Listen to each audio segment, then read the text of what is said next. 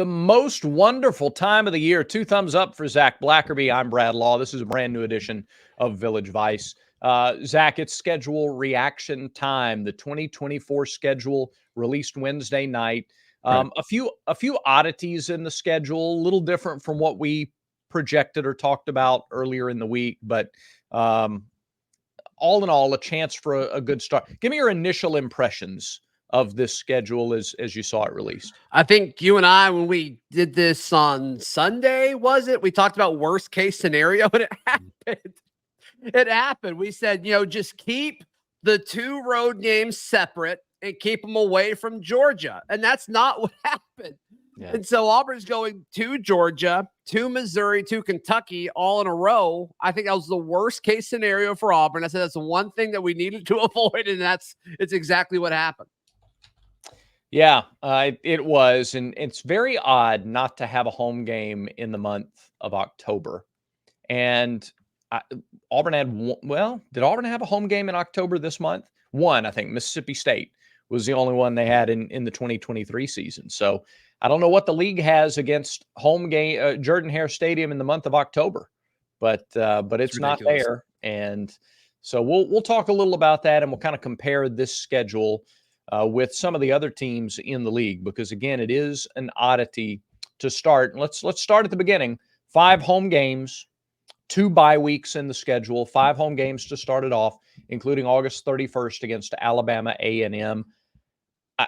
If this game is in November or October, people aren't fired up about it. But, Zach, you could roll out a Class 4A high school team for kickoff on the Plains. And with this group coming in, people are going to be excited to see the Auburn team, not the opponent. Yeah, and all these new faces, right? Obviously, this coaching staff's not done constructing the roster from a transfer portal standpoint.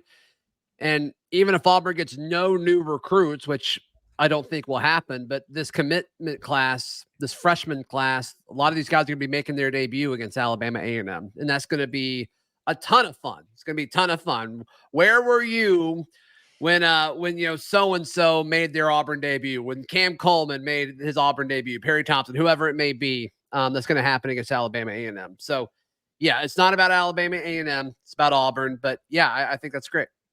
All right, moving on from there, you have the return game against Cal. And I thought this was interesting. Somebody told me yesterday that Cal game, and really every game on the home schedule with the exception of maybe Oklahoma, is not going to be about whether Auburn wins or loses, but how handily Auburn wins. And I think that's what people are going to want to see as they see the constructed roster. They want to say, all right, let's show how much better this team is than last year by how they take care of Cal at home week 2. Yeah, I think this is going to be an awesome litmus test of, okay, this is where Auburn was early in the season going on the road, and this is now 12 months later. I think Peyton Thorne's going to look totally different. I think this Auburn offensive line is going to look totally different, and I think Auburn's just going to be able to outclass Cal at every phase of the game. Allows you to go 2-0, allows you to feel good about yourself going into New Mexico and then into Arkansas. So, yeah, I'm with you. I think it's going to be nice to compare Auburn going to Cal versus Auburn hosting Cal about 12 months apart. I think it's going to be a nice little almost symbolic, Brad. Week 3, it's not a former Bronco. It is Bronco Mendenhall and his new New Mexico team. There you go. In week 3 of the season, it's the final tune-up before conference play, and people nationally are going to have fun with the lazy. Like, they're going to make jokes about New Mexico State and New Mexico, and you just kind of prepare for that for the entire week before the Lobos. Well, they should make those jokes. So, okay. When games you're supposed to win, and then those jokes go away. But yeah, that game is what it is. Then obviously conference play starts the following week. Yes, it does. Conference play starts with Arkansas. So Arkansas and Oklahoma back-to-back at home to open conference play. I don't mind starting conference play with Arkansas. I think we predicted that on Sunday's show. We may have. I think we did. Yeah, there you go. I don't think that's a bad way to usher in conference play. I might have preferred Oklahoma coming off of New Mexico. Start with like a big one, like entertain your new conference opponent in your conference game. But as this team will still have a lot of new pieces and be coming together, maybe it's better to start with an Arkansas before a couple of really big ones back to back. I think Arkansas has got the potential to be really bad. I think Arkansas has got the potential to be the second worst team in the SEC next year. Losing KJ Jefferson and Rocket Sanders, you can't replace that via the portal unless you spend a ton of money, which Arkansas doesn't seem interested in doing. And I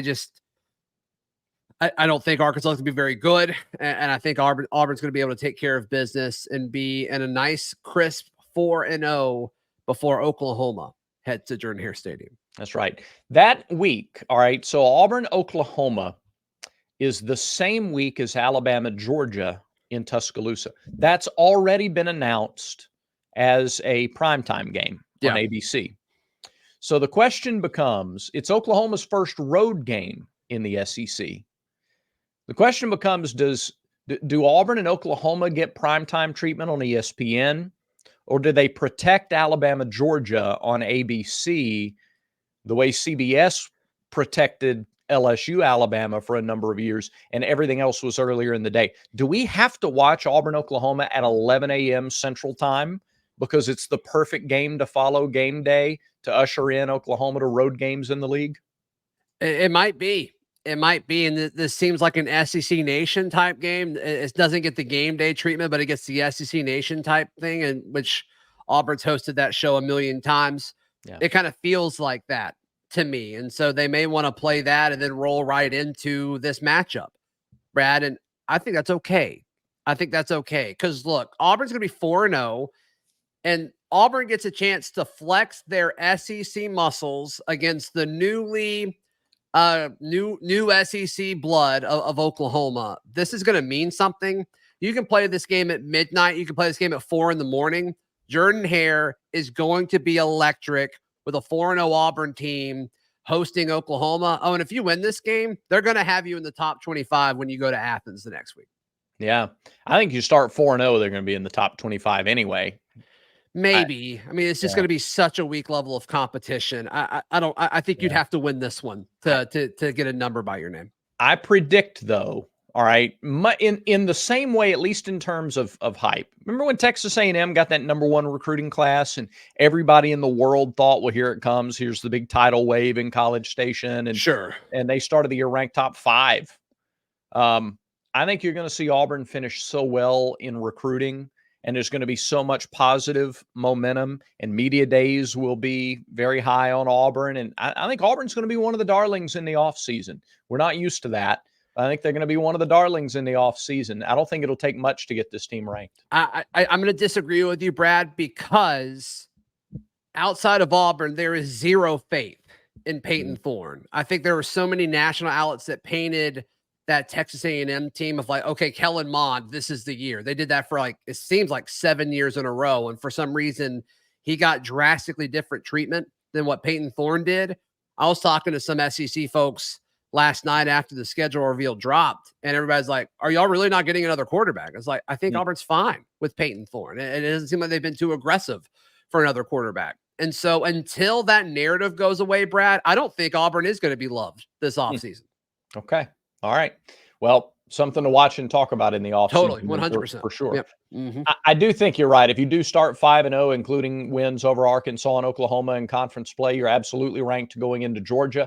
That's a tough game on the road. And I think your confidence level in that game, as we talk in December, obviously with so much time and so many variables at hand, depends on how you look in those first 5 games, what kind of confidence you take to Athens. Yeah.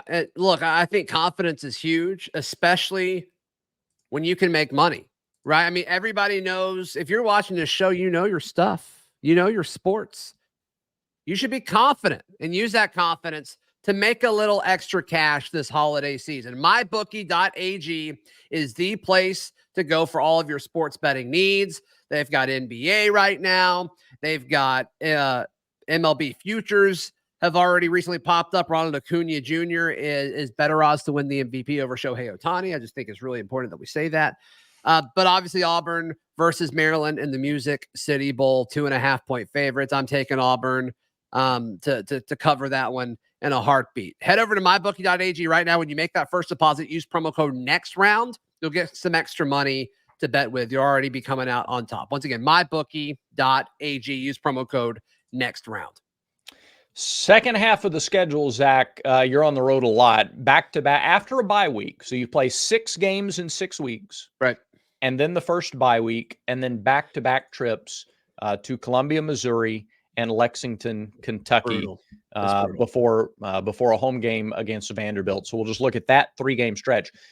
Missouri is interesting. Missouri doesn't play away from Columbia until week 6 of the season, just like Auburn. They have 4 games and then their first bye. And then they go on the road, but then they get that game in the middle. And I think they've already announced that game is their homecoming. Got it. So got it. Yeah. So when you look at them hosting Auburn, Kentucky the week before goes to Florida. Mm-hmm. And that's going to be a big one for them. They've gotten really good at beating Florida over the last few years. And Billy Napier, that may be the game that gets Billy Napier fired, if we're just going to be honest. But before that, they host Vandy. They go to Ole Miss on September 28th, and they'll play Georgia the week before that. So this won't be some red-hot, undefeated Kentucky team. Yeah. When Auburn goes to Lexington, we kind of joked about that on Sunday. I was saying I want to see Kentucky as late as possible in the season because they slowly lose belief in themselves. The way their schedule lines up next year, they're not going to have that story. They're going to have to peak late if they want to win more games than people are expecting them to. So I hate that Auburn is going to Lexington after they have to go to Columbia to play Mizzou, but I do like the fact that Kentucky's not going to be undefeated. There's not going to be some hero story that they're able to tell each other in the locker room. I think that's worth noting. Yeah, I do too. Missouri is intriguing too. We talked a little on Sunday. How much do they lose? How different do they look next year? Their schedule is not, they have Murray State, Buffalo, Boston College, Vanderbilt, and then a bye, then Texas A&M and UMass. They go Auburn. to UMass, don't they? Yeah, they're in Amherst for that game. So, which is weird. So they're looking at going to A&M, to UMass, then hosting Auburn. Like that's going to be a team that's excited to get back home, but going to UMass, like that's got to throw you off a little bit as far as travel. We'll see. This is one of the tougher games. If Auburn has a successful season, if they overachieve in 2024, it's because they win this game. They go to Missouri and win. This is right now. You could argue this is a top 3 most important game on Auburn's schedule next year. Yeah, I think you can absolutely make that argument for sure. All right, then you go Kentucky, as we said, then home against Vanderbilt, and then another bye, and then the final 3 weeks of the season: ULM at home, Texas A&M at home, and then Alabama in Tuscaloosa. So the week before the Iron Bowl, Alabama is at Oklahoma, and Auburn is at home against Texas A&M. Yeah, and then, of course, the Iron Bowl. And I think the jury's going to be out on all of those teams, right? With Oklahoma, how do they stand the brutal force of a full SEC slate? It'll be their first time going through that. It's not that the Big 12 doesn't have good teams. It's that every week the SEC can get you. And so just what does that focus look like culturally towards the end of their first season in the conference? It's worth following. Texas A&M, who knows what they're going to look like? Is this a team that traditionally they get worse as the season goes on? Can Mike Elko change that in his first year in Aggie land, Brad? I think it's impossible to predict how this team's going to go, because you could say, well, Mike Elko is going to take him almost a full season to like instill his culture or whatever. And maybe those guys start to believe in themselves a little bit. So you could kind of make the case either way for Texas A&M. I don't know if I like or dislike the timing of that on Auburn's schedule right now. I think it's interesting. A&M has the same layout in terms of when their open dates fall that Auburn has. So they play 6 straight in 6 weeks, and then a bye, then 3, then another open date, and then they finish against New Mexico State, then Auburn, and then Texas. So if they're beat up by the time they get to the second half of their schedule, there are some breaks that are built in there, and some assumed wins, and I'll say breaks. I mean, everybody knows what I mean there when I say that Sure. in the schedule. So Yeah. Right. Right. all right, and Uh, there it is. yeah. All right. So, in just a second, I think we should kind of give maybe the games we're most excited about. We can go back and forth on that in just a moment if you want to go that direction. Yeah, I do want to go that direction. But first, I want to talk about our friends at manscaped.com. I got a text yesterday from a friend, from a longtime listener or viewer of the show. A villager, if you A will. villager, yeah, absolutely. And they actually said this villager just used promo code VICE to save 20% and get free shipping at Oh, manscaped.com. It's just that easy, and this stuff really works. We'll talk about the South Pole stuff here in just a minute, and the Lawnmower 5.0 Ultra, which helps reduce the risk of cuts and nicks. And listen, if you take your grooming seriously and you have some experience with grooming, just the word nick or cut, I mean, just that yeah, doesn't it though? It hits you right in a real bad place. You just go, oh man. Well, the Lawnmower 5.0 Ultra helps reduce the risk of cuts and nicks. They make it a pleasant experience, and you can get 20% off all the products right now at manscaped.com. Plus, get free shipping.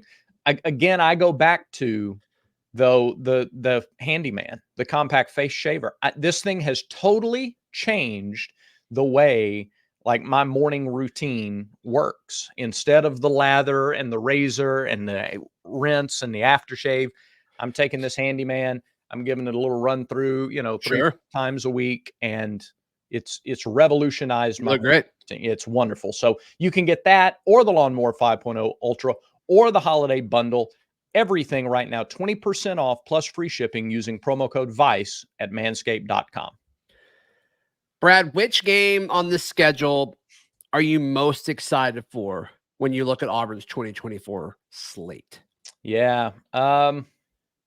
I'm genuinely, for all the reasons we talked about before, I'm sort of already in kickoff on the plains mode. And I'm not going to say Alabama A&M is the matchup I'm looking forward to, but give me the first taste of all of these new guys on the field together.